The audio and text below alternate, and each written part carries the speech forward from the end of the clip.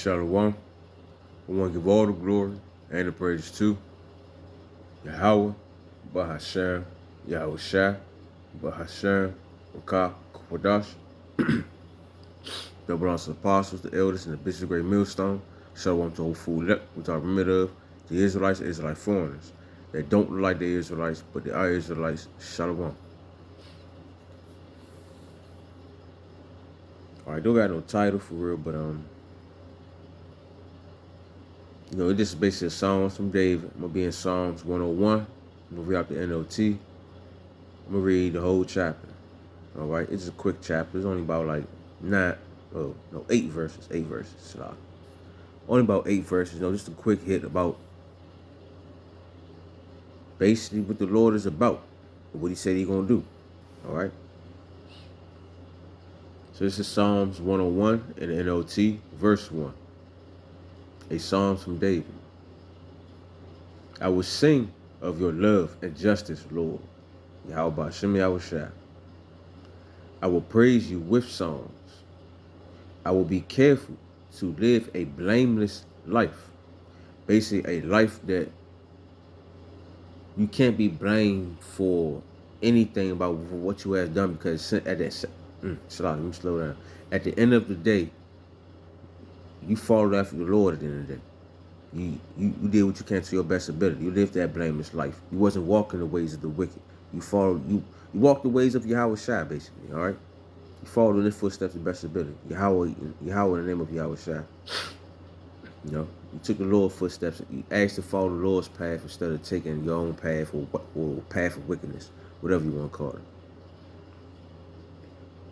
Let me read 2 again. It says, I will be careful to live a blameless life. When will you come to help me? I will lead a life in integrity in my own house.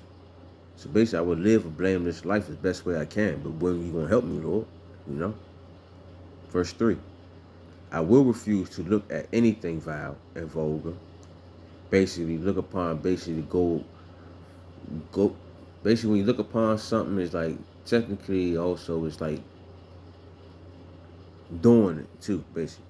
In other words, you're looking upon something, looking into it, taking heed to it, taking in mind and into it, like really indulging, like thought-wise, I'm sloppy about that.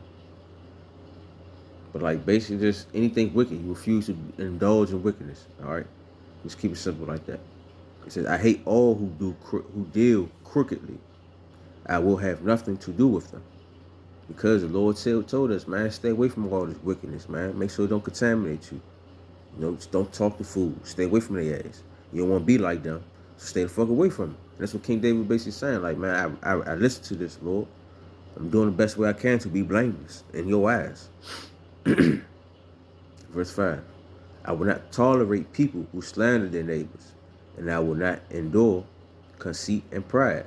Basically, people who behind closed doors going against their brothers, holding grudges, shit like that.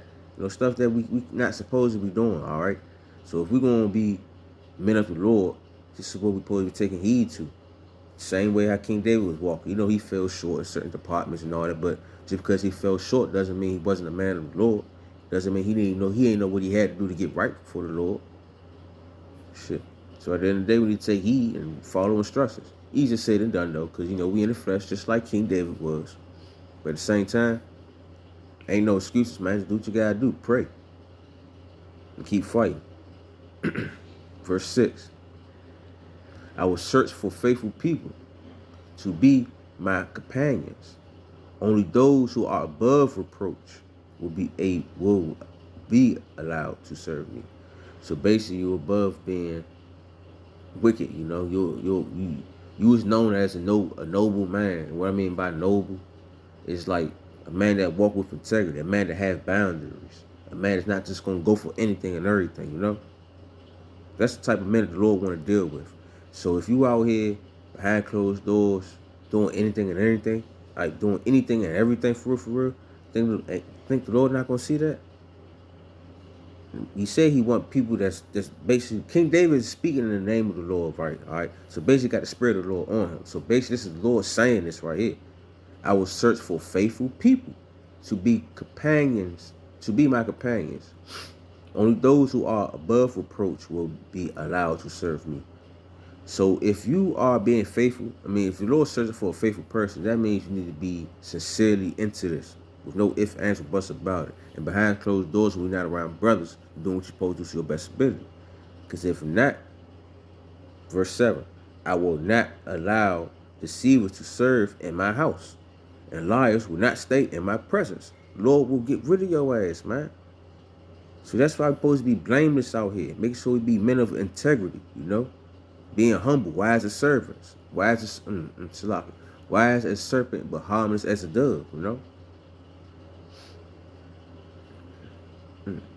He just said it done, man. But people take this as a joke, like the Lord ain't playing. Like he sees everything that we doing, man. So we really take heed. We really do need to take heed and be honest with ourselves. Like, look, Lord, I ain't shit. I need you to help me do what I need to do. I do not want to be caught up in the midst of this wicked shit. The troubles that the wicked about to catch. Because the Lord, man, he about righteousness. He about righteous judgment, man. So he going to lay down what's needed to be laid down. So if y'all here fucking up, hey, you gonna catch hell. Just that simple. Read 7 again. I will not allow deceivers to serve in my house. So you ain't about to be out here lying to people with words. Ain't not about to be walking in lies. All right? You will be exposed. You better hope the Lord have mercy after he expose your ass, allow you to come back in. Verse 8. My daily task will be ferret out the wicked and free the city of the Lord from their grip. And what do you mean by ferret out? Basically, you want to search out and destroy the wicked, man. You want to make sure, just how you search for the faithful ones to come serve him in loyalty, you're going to search out the wicked to destroy their ass. Same way, man. Because why? The Lord ain't playing, man. He fed up with this bullshit. So he giving us this grace period to do what we need to do to our best ability so we can get right in his eyes. Because if not, just like King David put the prayers up and sung to the Lord going to do it. He said, look, David's my man. So what he asked for, I'm going to do it. So you better hope you on the good side, not on that bad side, man, because you going to catch that hell, man. I'm trying to tell you, you're going to catch it. So it's best to get right with the Lord, praise him, sing to him, let it be known. Like, look, Lord, I'm here for you. Help me. This is that, blase, everything you need to do. Because, man, we fucked up, man. We need the Lord to help us. Come on now, King David was smarter, stronger than us and all that. He asked for help. Who the fuck are we? All right, now I'm about to go to Proverbs 10, 24, 25. I'm going to close out. And just a reminder, man, that the Lord heard what King David asked for. And this King Solomon right here, his son, saying the same thing. Let me read out the NLT. Proverbs 10 and 24. The fear of the wicked will be fulfilled. The fears of the wicked will be fulfilled. So basically the destruction of what King David and other prophets asked for will happen upon the wicked.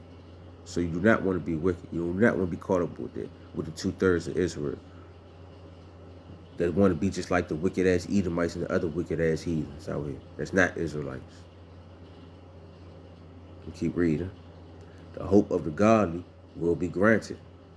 And that's the hope. The wicked get destroyed, and the faithful ones that sincerely pushing for the Lord be saved, to get that everlasting glory. Verse 25. When the storm of life come, the wicked are a world away. They're gone. They wiped away. But the godly have a lasting foundation. The godly gonna stand there, man, because we're upon that rock. That's the rock of the Lord at the end of the day.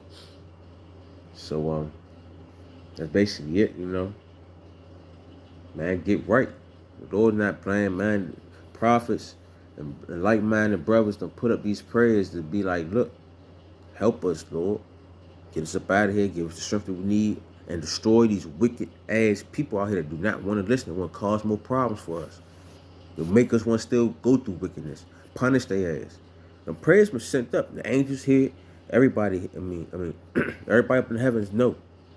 So get right while you can, man. While we still got this mercy, while we still got this grace period before Jacob's trouble turned into the all times high. All right?